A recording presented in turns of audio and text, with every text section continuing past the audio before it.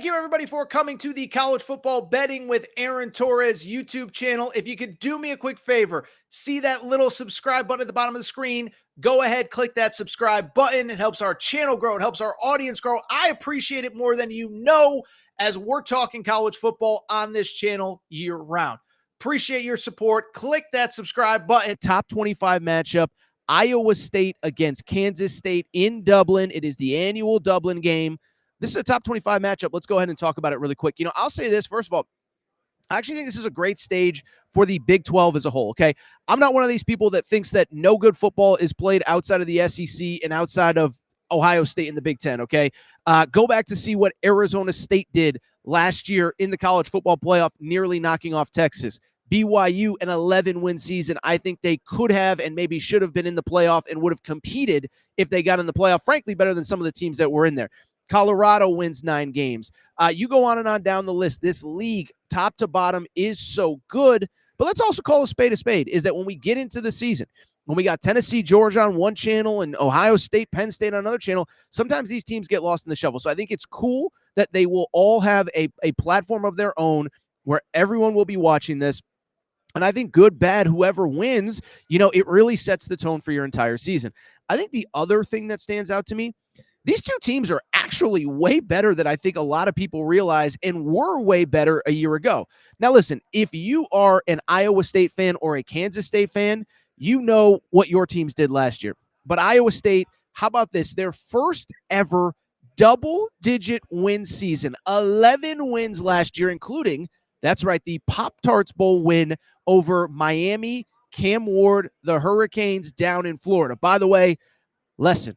Never been on bowl games that aren't in the college football playoff. That was the game, of course, Cam Ward, if you remember, started and came out in the middle of the game and nobody knew why and whatever. So anyway, 11-win season for Iowa State. And I think the thing that stands out to me about them, listen, it's cliche, but it's the truth. They have an identity. They know who they are. They know what they're about. And they do a couple things really well. First of all, with Iowa State, coming off that 11-win season, I think this is important in the portal NIL era, right? Listen, I'm not comparing Iowa State to Ohio State or Alabama or Georgia or whomever. That's not what I'm about to do. But what I am saying is you think about Georgia, first-year quarterback, Tennessee, first-year quarterback, you go on and on down the list, Alabama, Ohio State, all these teams with a first-year quarterback, maybe they've been in the program but don't have those live bullets, those live reps. Well, I bring it up because Rocco Becht going into his 3rd year as Iowa State starter. Now, it's funny.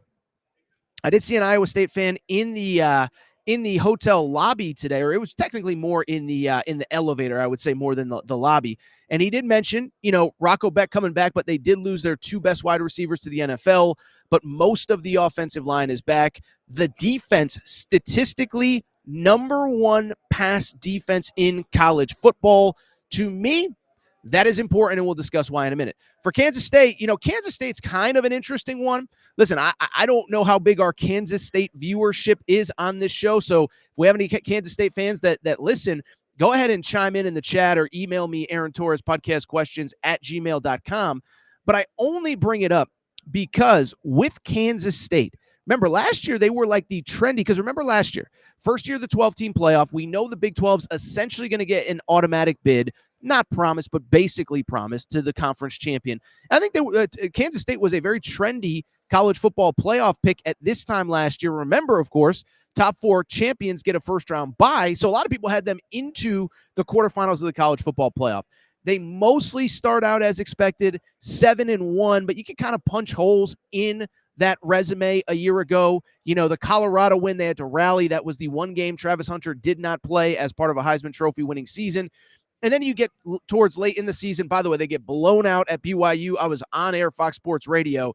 It was insane how quickly that game turned. But you get blown out at BYU. You recover to go 7-1.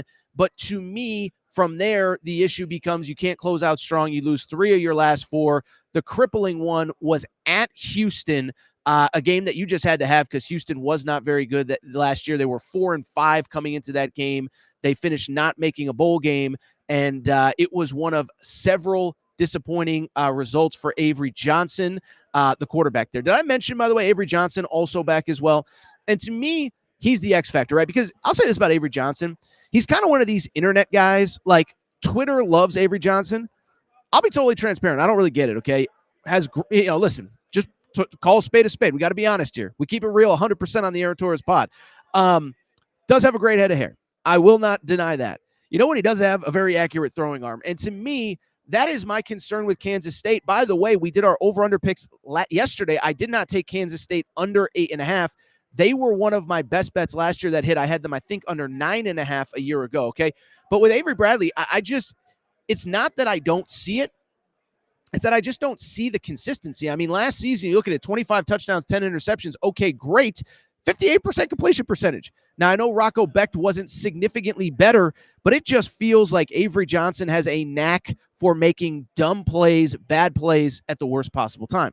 And so as I get ready to pick this game, I'm going to be totally transparent.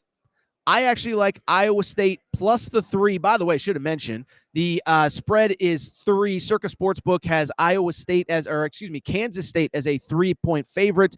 The over-under is set at 50.5. I actually like Iowa plus the 3. Listen, I think they're going to win outright, right? But if I'm just getting 3 points, I'm just going to go ahead and take it. And the reason why, I think sometimes we overthink this stuff, and I think sometimes too, we sort of get amnesia about how stuff really happened a year ago, right? By the way, we're seeing this with some of the college football playoff conversation. We'll get into that in the next segment. But like with Avery Johnson, like I remember leaving last year with more questions than answers, and I'm on social media this week, and everyone's like, oh, Avery Johnson, Avery Johnson, Avery Johnson. I'm like, do we watch the same Avery Johnson? Is there another Avery Johnson that plays in different games that aren't televised? Because the one that I watched was really inconsistent. And it's funny, like I was even looking today, just look at this stat line. And trust me, I don't want to be a box score watcher, a box score peeper, but even in a 44-41 bowl game win, listen to this stat line from Avery Johnson, okay? The positive, 3 touchdowns, 1 interception. You think he had this phenomenal game.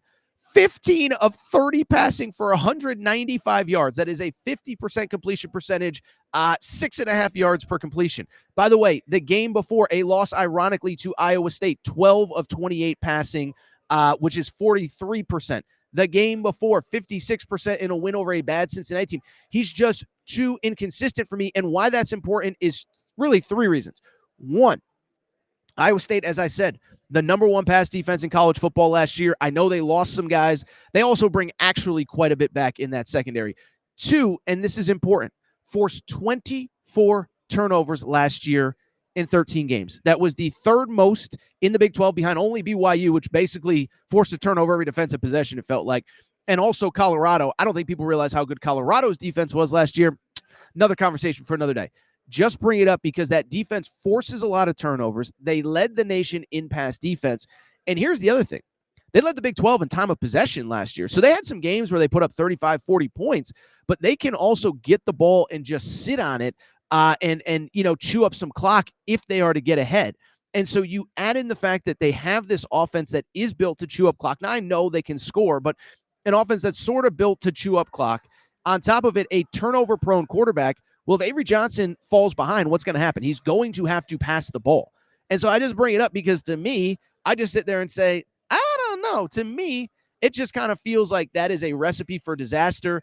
I think Avery Bradley is going to have a turnover at the worst possible time. By the way, producer Matt, you're in my ear. You can go ahead and clip this part where I basically bash Avery Johnson for our 2-minute clip because I'm either going to be dead right or dead you-know-what wrong in this game. Okay, so anyway. I do like Iowa State plus 3. I think that Kansas State has turnovers at the worst possible time. If they win, I think it's, 21-20 type stuff. I think Iowa State, the time of possession, et cetera, that is where they get the win.